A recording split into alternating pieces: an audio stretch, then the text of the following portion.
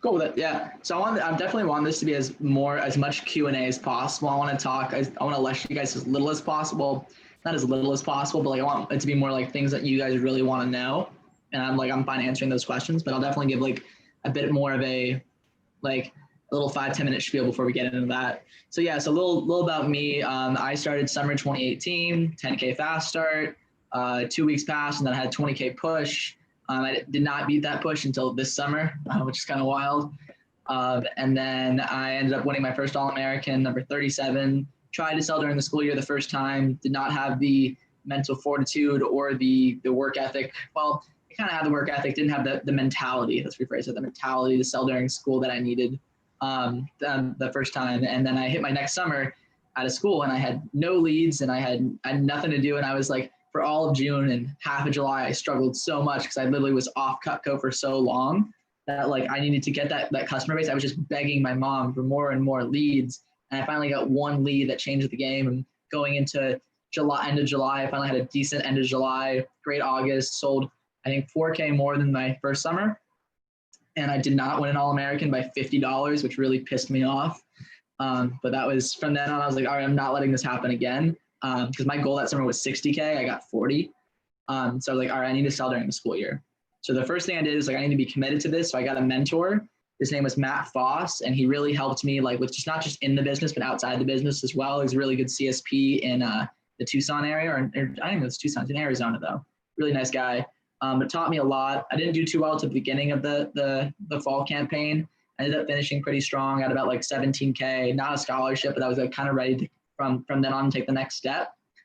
During my from this year, 2020, the spring campaign, I finally kind of got my head in the game.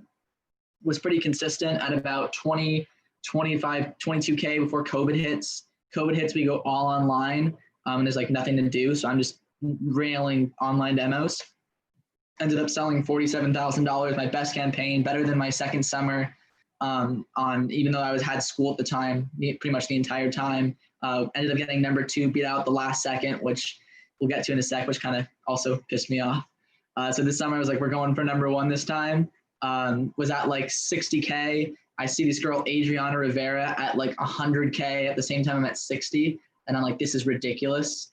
So I ended up actually breaking the company record for the month of August for non-CSPs. I actually just got this literally today, which is cool.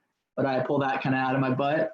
And funny enough, Adriana got DQ'd, so I didn't even need to do this, but that's anyway. But I ended up hitting the goal. We got number 1 this summer, which is incredible. I'm going for number 1 every campaign until I graduate is the new goal. But that's basically my little Cutco history for you. I also am in a fraternity. I'm the assistant treasurer. I run half the finances. I run every day pretty much. I rock climb as much as I can before COVID, and I have a girlfriend as well.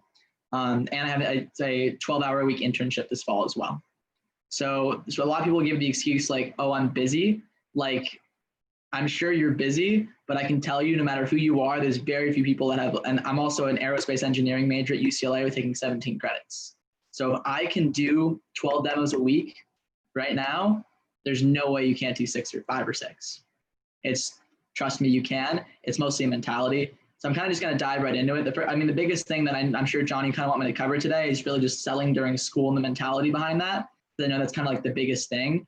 All you can sell Cutco. You guys they're all AMs, right? Right, John? Yeah. Everybody here is a AM. Okay, cool. Yeah, and you guys are all AMs for a reason. You're AMs because you know how to sell Cutco and you're committed. You've been committed to the process this summer. Now I'm gonna be honest, it's a lot easier to do it during the summer because you don't have as many distractions. You don't have any other commitments. There's nothing that's kind of like dragging you down. Like with pushes, there's definitely a lot of mental fortitude there. But like when you get to selling during the school year and you have class and you have other commitments and you have friends, I don't know if you guys move into places, but like you have other people dragging you in so many different directions.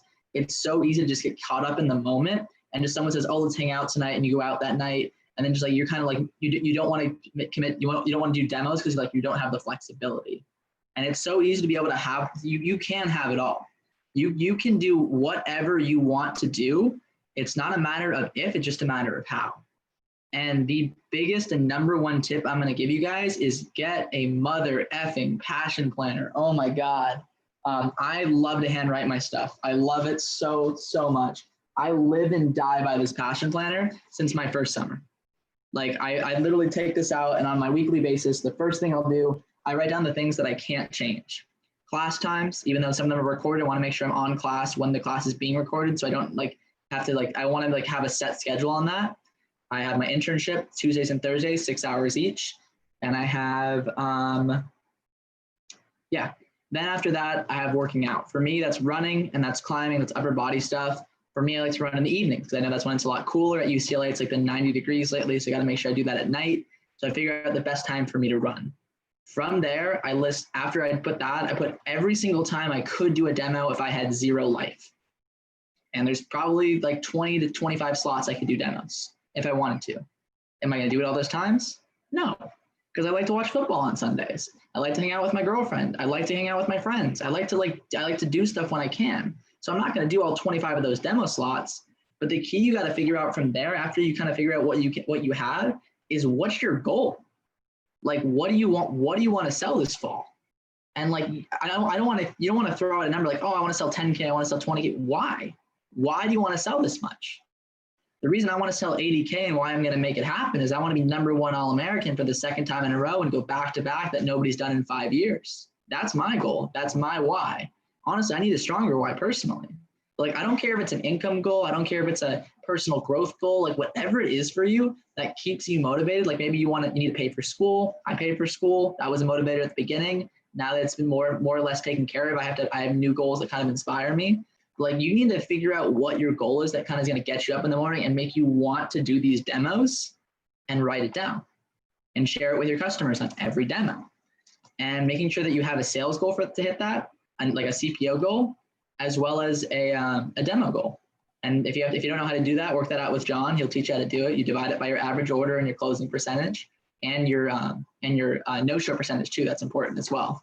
You want to make, because the no-shows happen as well. But once you have those number of demos, for me, it's going to be 13 demos a week is what I've kind of calculated. So I have those 25 slots. I figure out one of the best times I want to do 13 demos. And I leave about 17 or 18 slots open because those are like, I could just, on the times I'm not doing demos, I'll put phone time in there. On times I'm not doing demos, that's when I'm going to do schoolwork. Like, I just can kind of float stuff around because I have this passion planner and I planned when I'm going to do everything. And the online has honestly helped so much because like it's made these demos so much quicker and I don't have to go to people's houses. Like, it's honestly made doing, like when I was doing in the spring, I was doing like 5 or 6 demos on one day in person. And it took like my entire day. I can now do like 8 or 9 demos in that same time period. It's crazy. Like, the opportunity to sell during the school year is really easy. It's just a mentality. It's like you have to be committed to your goal. And if you don't have a reason that's kind of driving you toward it, you're going to let those little things, hey, let's go to this party tonight. Hey, let's go do this. Like, oh, I needed a phone tonight. Because like, here's the thing. You guys are going to, if you have your demo scheduled, you're going to do your demos. The thing you got to make sure you do is your phone time. And there's going to be a million things that drag you away from that phone time, but you got to make sure you plan it. And if you think you're going to have friends dragging you at that time, every time you do it, Friday night, Saturday morning, Saturday day, change your phone time. Set that time aside to hang out with your friends.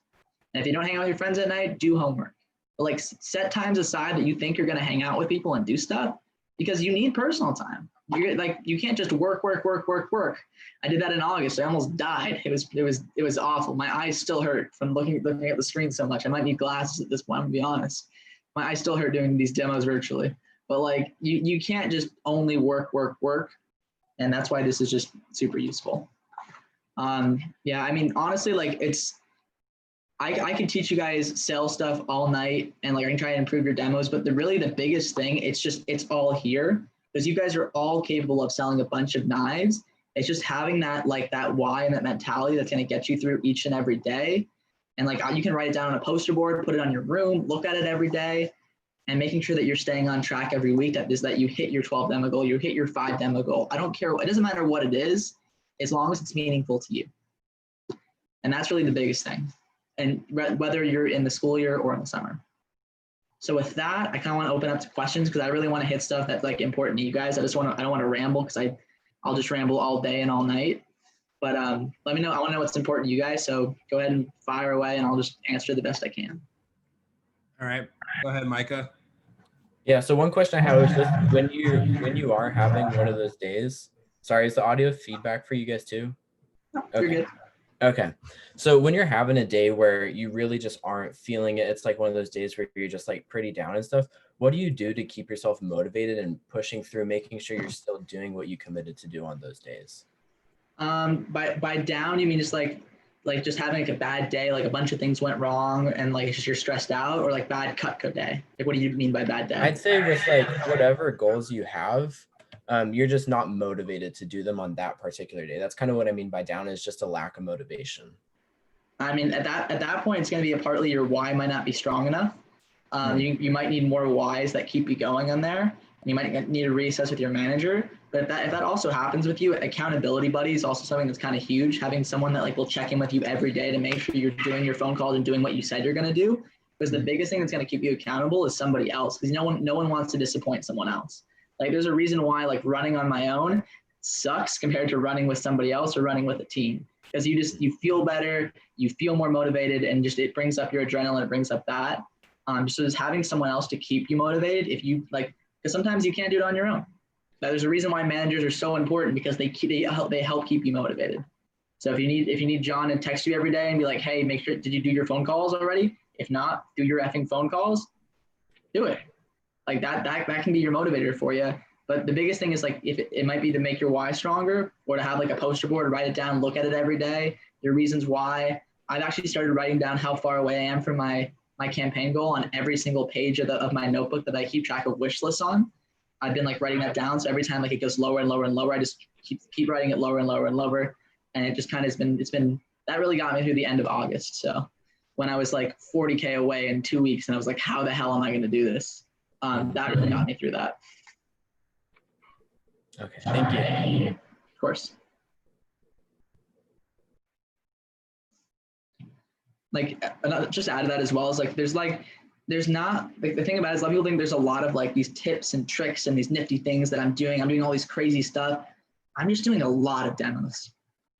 I've been doing this for a while, and I'm just doing a lot of demos with skill sets that I built, and I'm always trying to improve my demos as well. And that's really why that I've been successful at this. And even when I'm having bad days or bad times, to get through them, because guys, I'm not perfect. I told you, I struggled my second summer. I struggled every time I tried to sell during the school year until this spring. Like I have not always been successful. But when I finally got down my whys and I really wrote down my goals and really shot for stuff. And I had what really got for me in spring as well, when I was shooting for top 10.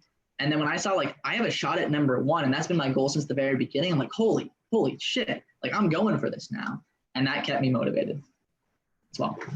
And that was kind of another question I had too, is like, what made the difference between where you were, like where you weren't doing well during school and doing summer, and in the success that you have now? And so you said that was kind of just like figuring out what that why was and really where that motivation came from.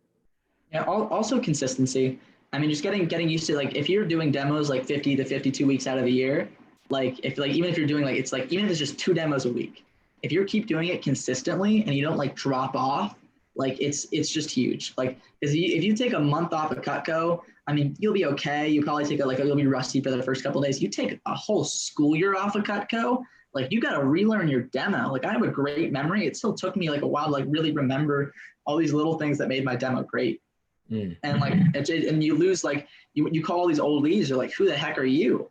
And like, it just makes it so much more difficult. So it's just like, consistency is so key, and it just like, it keeps the ball rolling. Because if you're doing like 10 demos, like say if you keep doing 13 demos a week and you have a bad week and do 10 demos on accident, like you still did 10 demos. You didn't hit your goal, but like you still did 10. So if you're consistent, even when you have an off week, you're still going to be doing a decent amount of like sales and demos. Right. Okay. Thank you so much. Of course. Good questions there, Micah. Hey, Ben, I actually had something that hopefully doesn't put you on the spot, but could you break down your week, I guess, like from classes to like when you're doing your demos, maybe like last week's schedule? I got the next 3 weeks schedules already in the books. I got you. This week, my plan is this morning I had class from 8 to 12.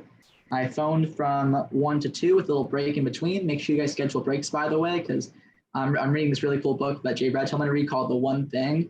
And my favorite chapter has been willpower is not on will call. You really need to take breaks. And like, I watched Netflix during my break. I looked at football during my breaks. Like whatever kind of gets you like can kind of keep you like help you rest up, take a nap, like make sure you can plan that as well. Because again, you can't work forever. I've tried, I failed. Make sure you can take breaks. I phoned for an hour today. Had another class for 2 hours. Watched more football today. And at 4, went for my run. And then I had a demo and then I had this. For tomorrow, I have my internship for 6 hours, class, more internship, run, demo. On Wednesday, I have class for 4 hours, a demo, class, another demo, a run, and then phone time, and then hanging out with my girlfriend. On Thursday, I have my internship till 2, class, a demo, a run, and then I just set aside like the rest of the night for like whatever I want it to be. If I need phone time, it's phone time. If I want to hang out with people, I can hang out with people. On a Friday, I got a coaching call in the morning. Then I have class. Then I'm going to do 2 demos. I'm going to go for a run. Then the rest of the night, I have free. On a Saturday, I have no plans to do any demos, just phone time in the morning. And I have no plans to do demos. I currently have plans looking at my 3rd job. I might be doing that maybe. I also might just go slacklining with my girlfriend. On Sunday, I'm going to do 4 demos and phone time. That's my schedule. I like to space it out, so I'm not doing a ton of demos on any day. Besides like a Saturday or a Sunday, I can do 3 or 4. But I don't like to do more than like 2 demos in a day during the week. And then follow up on the schedule question. When did you finally realize, like for me, it took me a couple years to realize how important planning was in a schedule and sticking to it. When did it kind of click for you that you're like, oh crap, I need to make sure I'm dialed in right here? Honestly, it didn't even take Cutco. Like I got a passion planner and they were giving them out for free at UCLA, and I just started using it, and it just made like for me, like I'm an engineer. I have an engineer brain. Like seeing stuff like written down and like planned out and like kind of like making things fit in like ways that work perfectly just really like is super satisfying for me. So when I started using it for school, like I started using it for Cutco, and when I just saw like how much more efficiently I was using my time, my second summer. It really just helped a lot, and it allows you to like not stress over everything, because the schedule is just so nice, because otherwise you're gonna stress over all your commitments. If you have it all written down and when you're gonna do everything, like you realize I can do demos, but like the biggest reason you're not gonna do them is just stress over random things that they're not all hard to do. You just have like 7 things to do. You have like 4 classes and friends and other commitments and family stuff, church stuff. Doesn't matter. Like you have all these things, but until you have them written down, you see all the free time you actually have. It's just like, it's insane. But yeah. Cool. Any I other didn't really have a moment, but it was, yeah. I have one. How would you approach, we'll say, like you said, you have 6, 7 different things, and when you actually start writing them down, you start knowing how to prioritize everything. What if things start getting out of hand and things start falling on top of each other, where it continues on? We'll say like you had to study for a test, you set a time, but you found out that there's more to it, and then you have to do your internship, or you have to do some other marketing director roles or something like that, and it just keeps going in over timing kind of thing. How do you approach that? So something sometimes we'll always have to give. The biggest thing that's going to kill you is schoolwork. It's always going to be schoolwork. So nothing is ever going to really like mess you up more than schoolwork, and missing phone time is really going to be it. So the ways that you don't do that is you plan with more time to do schoolwork, like almost double as much time you need to do schoolwork as you're really going to need.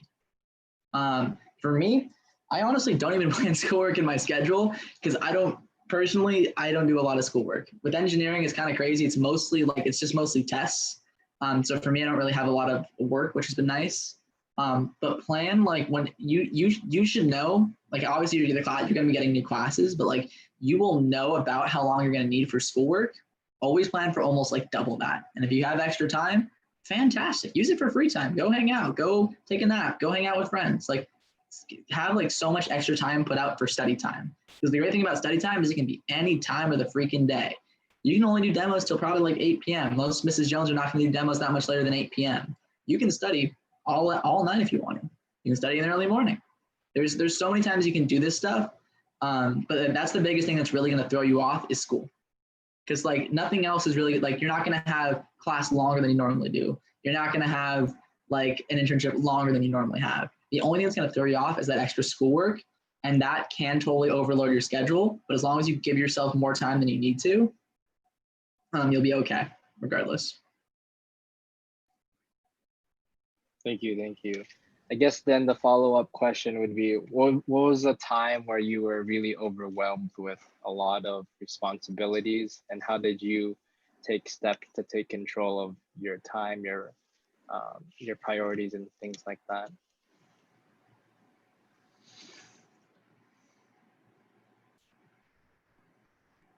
Yeah, I think it was during fall quarter of last year, I want to say. Kind of everything was like falling apart on me. I wasn't running like I was needed to be. I wasn't I was rock climbing because rock climbing was like such a priority for me. And like schoolwork was taking so much time. I was missing demo times. I wasn't doing as many demos as I needed to do. I was getting reschedules. And like, so I like had like a couple of mental breakdowns at that point, because like I just let the stress get to me. I had the time to do everything I needed to do, but I just let the stress get to me. And like there's times I didn't feel like running and I wouldn't run, and I would just ruin my mood for the day, because I would just like, running for me is like it's exercise is like my de-stressifier. It's like it keeps me like feel like having like, I had a productive. If I don't run, I did 4 demos in a day, I don't feel like I was productive. Running for me like makes me feel productive. And it's going to be different for everyone. Some people it's going to be gaming. Some people it's going to be watching TV. Some people it's going to be hanging out with friends. For me, running and rock climbing, if I don't do those things, like I will break. Like that is me. So the way I just kind of fixed it is like, I really had my mentor, I sat down with my mentor, Matt Foss. He's like, what do you want to talk about today? And I'm like, dude, I need to talk about my priorities. Cause like, I don't know, like, I'm just like, I feel like I can't hit all these goals. And like, there's times I just say like, I don't feel like it. So how do I not do that? And it again came down to my whys, because I had all my whys for Cutco and I was doing most of my demos, but I didn't have it for running till like literally this summer, when now I'm training for a marathon. I actually have my why, and I have a buddy I'm training with to make sure that I do hit all my miles and everything I need to do. So that's kind of helping me as well. How I overcome it, it's really just like, because like when you fall behind, like you need to take an effort to catch back up. If you just keep doing the same things over and over again, just keep staying behind, you're never going to catch up. You're going to have to take a day. You're going to have to wake up early, not sleep as much one day, and just take that extra effort to finish all the stuff you need to do so you can get back on track and then ease yourself back in. Like you have to take the conscious effort. And that's really, again, where like an accountability buddy, where someone like your manager can really help you. Just being able to call you on your shit and being able to just tell you and being able to just kind of mentally like help you through stuff. Cause like it can be stressful trying to do it all. It can be, until you really get like it into like a routine like I kind of have now. Like it definitely can be stressful. So like I'm not trying to discount and be like, oh, it's super easy. It's not. But once you start to get it, and like you really like you can weave things around, and you've mastered like how to like, if you mastered your schedule, it really flows really well. So things can get out of hand, but just having someone to ground you is really important. Cool. Thank you. Hey, Ben, I wanted to throw one more question your way, and then I'll let you get out of here if you need to. Talk us through that time when you're saying you're begging for leads, right? Like you started running out and like you needed like that one more lead that kind of helped change the way. What mistakes did you make getting to that point, and then how did you make sure you didn't make that mistake again? I mean, in essence, I sold during Christmas, and I wasn't very good at getting referrals, and I used all my referrals from the past, and I barely got any referrals during Christmas time. And I got to the start of June, and I hadn't sold Cutco in like 6 months.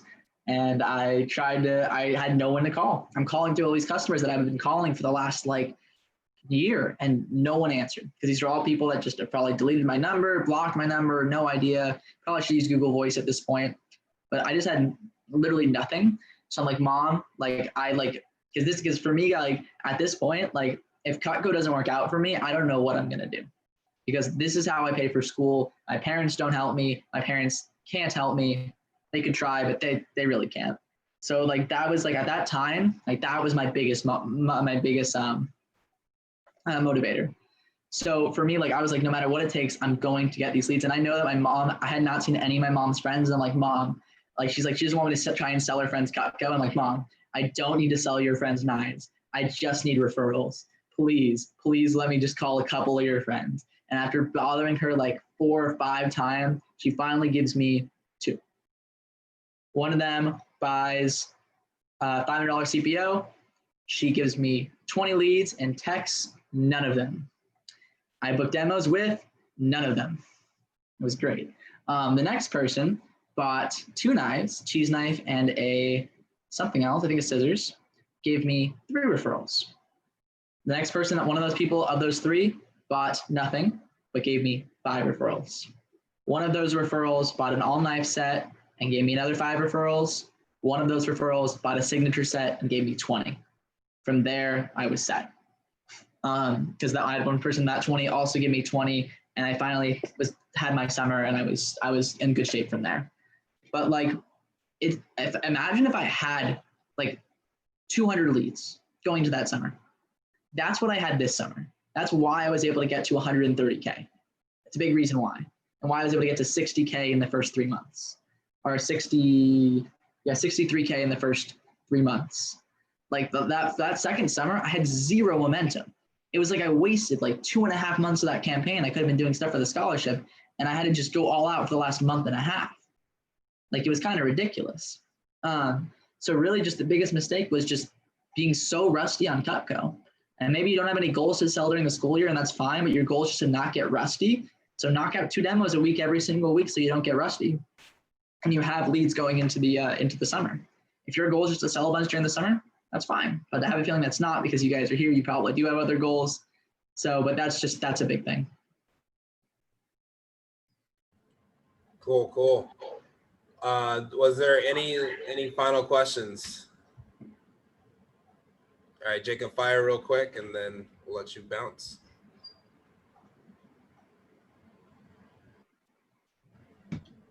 Jacob, I think your mic is muted, or your mic's not working. You have great hand movement, but no words.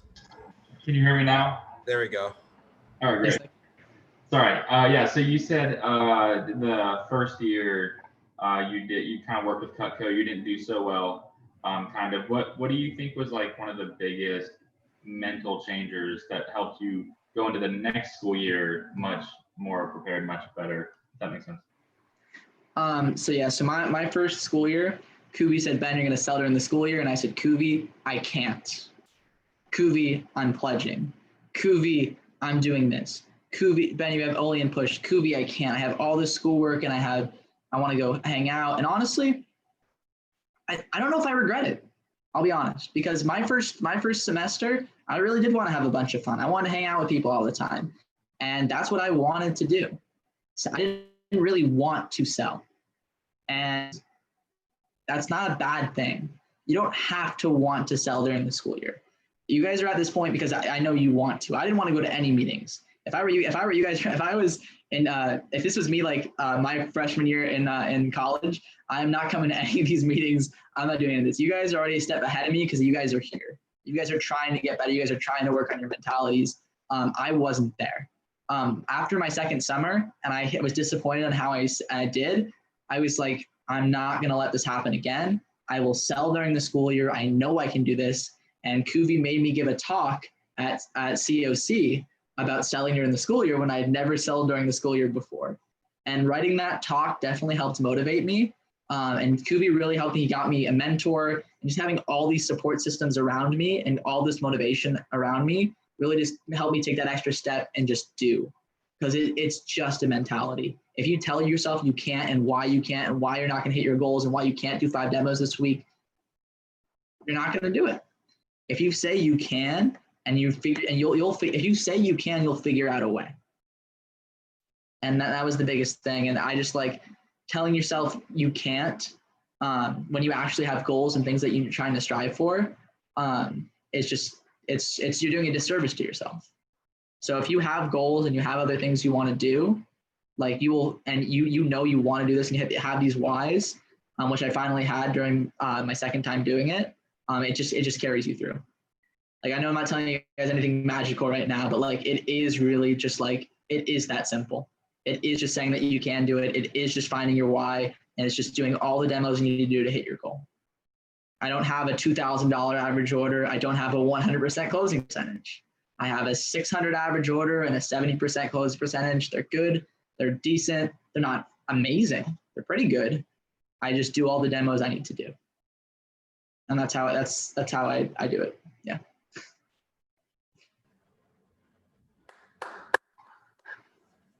Thank you, Ben. Really appreciate you taking the time to impact. Always happy to help. All right. Want to peace out? Yeah, you are all good now. You were good to go.